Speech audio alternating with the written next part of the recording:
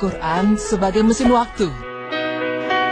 Pemirsa beriman, kita pasti pernah mendengar mengenai mesin waktu dan eksistensinya di dunia. Sebuah perangkat yang bisa membawa kita untuk melihat masa lalu atau membawa kita ke masa depan. Dalam budaya populer, keberadaan mesin waktu banyak diangkat dan dibahas, terutama dalam film atau buku dengan genre fiksi ilmiah.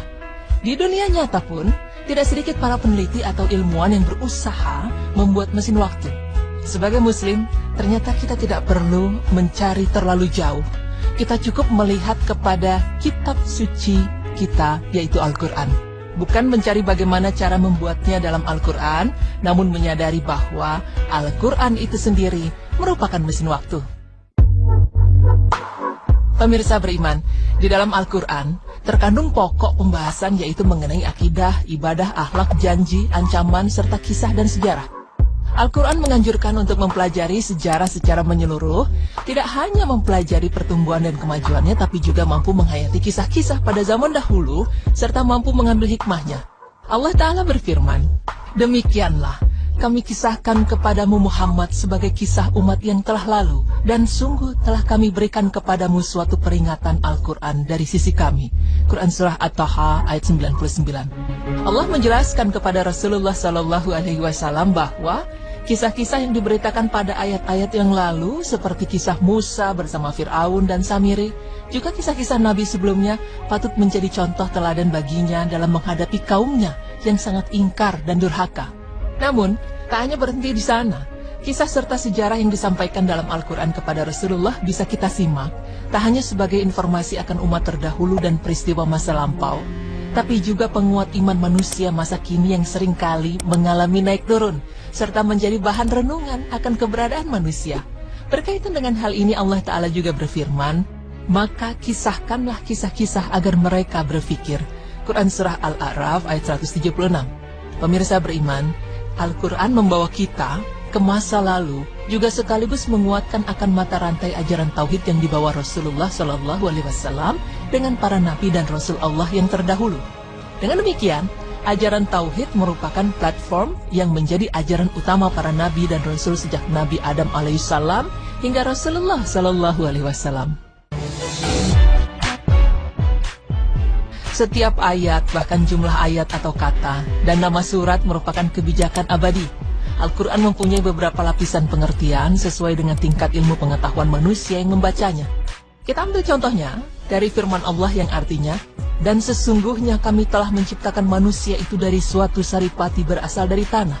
Kemudian kami jadikan saripati itu air mani yang disimpan dalam tempat yang kokoh atau rahim. Kemudian air mani itu kami jadikan segumpal darah. Lalu segumpal darah itu kami jadikan segumpal daging. Dan segumpal daging itu kami jadikan tulang belulang. Lalu tulang belulang itu kami bungkus dengan daging. Kemudian kami jadikan ia makhluk yang berbentuk lain. Maka maha sucilah Allah, pencipta yang paling baik." Quran Surah Al-Mu'minun ayat 12 hingga 14. Ungkapan ilmiah dari Al-Quran berabad-abad silam telah menjadi bahan penelitian bagi para ahli biologi untuk memperdalam ilmu tentang organ-organ jasad manusia. Dalam firman Allah tersebut, saripati berasal dari tanah. Sebagai substansi dasar kehidupan manusia adalah protein. Sari-sari makanan yang kita makan yang semua berasal dan hidup dari tanah. Kemudian melalui proses metabolisme yang ada di dalam tubuh, diantaranya menghasilkan sperma. Kemudian hasil dari perkawinan, maka terjadilah pembuahan antara sperma dan ovum di dalam rahim, yang kemudian berproses hingga mewujudkan bentuk manusia yang sempurna. Para ahli dari barat baru menemukan masalah pertumbuhan embrio secara bertahap pada tahun 1940 dan baru dibuktikan pada tahun 1955. Tetapi dalam Al-Quran sejak berabad-abad lalu, hal ini sudah tercantum. Pemirsa beriman, Al-Quran tidak berhenti di situ. Sebagai mukjizat dan petunjuk bagi manusia, Al-Quran juga mengajak kita untuk melihat ke masa yang belum kita hadapi. Semua orang percaya bahwa suatu ketika, bumi ini beserta seluruh isinya akan hancur dan musnah. Banyak cara dan hal yang memungkinkan hancurnya semua kehidupan di bumi ini. Mulai dari hantaman meteor dan asteroid, gelombang tsunami yang menggunung, badai dan topan yang berhembus dahsyat, petir dan guntur, letusan gunung berapi yang memuntahkan lahar panas, dan gempa bumi serta lain sebagainya. Menurut Al-Quran, tidak seorang pun yang tahu kapan terjadinya peristiwa kiamat itu. Ia bisa terjadi secara mendadak tanpa bisa diduga sebelumnya.